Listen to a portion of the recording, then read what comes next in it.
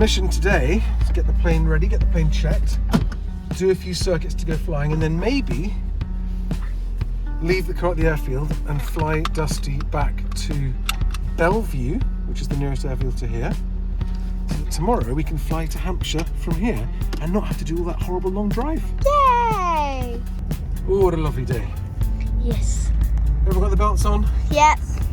Check the plane, go for a short local flight, check that everything's okay flying, get permission for Bellevue, check the weather tomorrow is going to be okay, and then hopefully fly to Bellevue where Mama can pick us up. Mama will definitely come pick us up in Lenny. Yay! Daddy, is that hay in there or poo? Because you used to say poo. Is it hay or poo? It's not poo. What are they like? Is it giant poos? It's giant's poo droppings. When I was little, you used to... It's hay. Hangar number 7.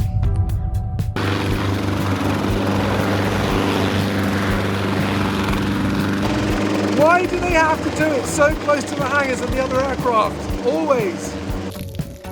Don't get splashed. There we go. It's spraying everywhere. Whoa, oh no. Bad toss, bad toss. Oh, okay. Yes, there we go. Welcome to the next part of the wing of Dusty.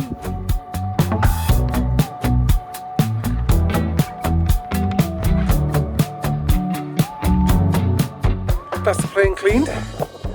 Weather's turning a bit worse than expected. Now I've got to make a call, work call. I've already had a phone call with Radio 4 this morning, trying to get, it might have me on You and Yours, which is cool for work, for moving home with Charlie.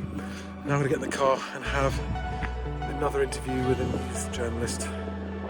So, working and playing, good fun. So you're going to check the tyres for me, right? That was 30, going up 43, okay, well done. So what we need to do is we need to see if the oil level is, it's got to be between the 8 and the 9. There are 2 little notches on the stick.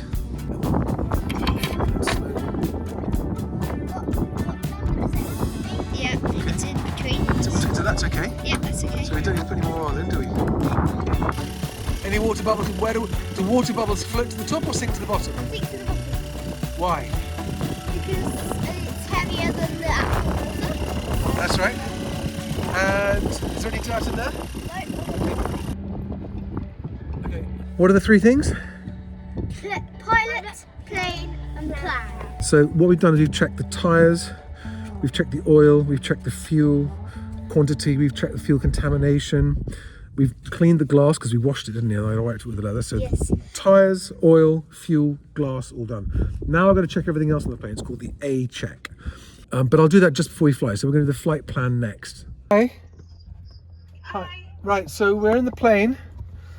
And I reckon we're going to get there around about 4:45. So between 45 minutes and an hour from now. Let's check the weather first. Exeter's weather is visibility all the 9s, scattered at 2,800 feet. Our minimum safe altitude for this flight is 2,300 feet. So we've got 500 foot. Charlie's final 17. 500 foot gap between the cloud base and our minimum safe altitude. So we'll aim to fly, so we're going to fly at 2,500 feet. 2,500 feet.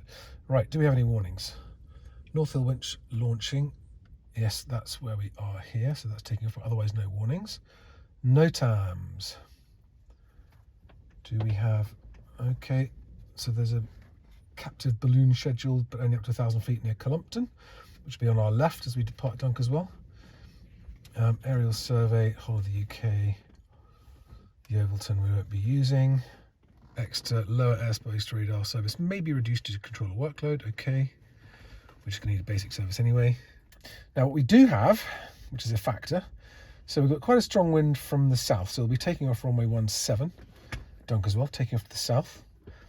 We're going to do a couple of circuits, 2 or 3 circuits, just make sure everyone feels happy and the plane feels happy and I feel happy, and make sure that I really am comfortable going to fly. And then we'll depart from the base leg of the third circuit probably, climb up to 2,500 feet and fly to Bellevue. Now, we've got no terrain concerns. We don't appear to have any weather factors, but we do have quite a strong crosswind at Bellevue. So what we're going to do, there's no readout there of what it is, but it's 15 knots aloft, so it'll be a bit less on the ground. Probably 10 knot crosswind from the south. So I've already got PPR. I've spoken to the lovely guys at Bellevue, the Airfield owners, and a pilot on the ground there. He said he was just taking off. 500 meters, which is quite short, but no problem for this plane. There's a hedge at one end and there are buildings at the other end, but no tall obstacles, although we do have a 1,200 foot television mast just next to the runway. Now, the pilot I spoke to said there's a slight slope on the runway. It's not mentioned on the AFE plate, but he said runway 08 has a slight uphill. So if the wind is completely across the runway, then landing with a slight uphill is preferable than landing with a downhill on a short runway. Departure aerodrome, we're going to take off runway 17. Arrival aerodrome, subject to the windsock, 08 preferred, but 26 is available. 3 circuits here to check everything's happy with the plane and me. The plan is good. Yay! Oh, fuel. So we've got 53 gallons of fuel on board. I plan using 15 gallons an hour to be very, very cautious, but we actually burn 12 gallons an hour. So we've got 50 gallons, so 45 gallons is 3 hours. 53 is another 8 gallons, so that's half. So we've got 3.5 hours. So we've got 2.5 hours of fuel with an hour of reserves, which is enough for us to get there and get to Blackbush tomorrow. So planes checked, pilots checked, planners checked. Let's go.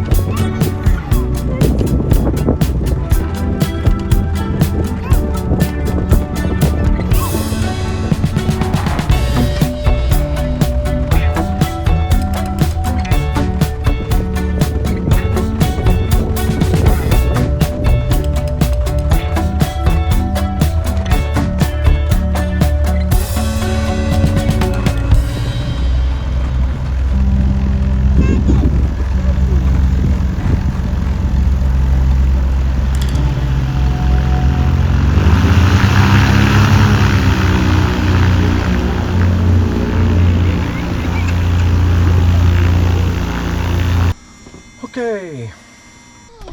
Hello there.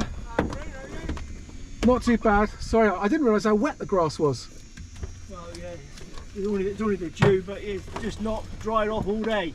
Oh, I was really surprised. I thought it was going to be bone dry. No, it's been like dewy all day. It's just not dried, yeah, not strange. dried off. So the wind's been up, but it's just not dried off. How weird. Yep. Am I right parked here? You're fine there. If you're happy there, you're fine there. I'm happy. Yep, Yeah. that's fine. All right. So I'm gonna put the cover on it. Yep. And I'll be back in the morning. Yep, that's fine. Quite a strong crosswind. So we didn't have the headwind to slow us down, but just rolled out. There's plenty of runway left, but no, if you'd floated a bit longer, would have been a go around. On the short, it's 500 metres or 480 metres grass. But of course, you haven't got very good braking on wet grass. But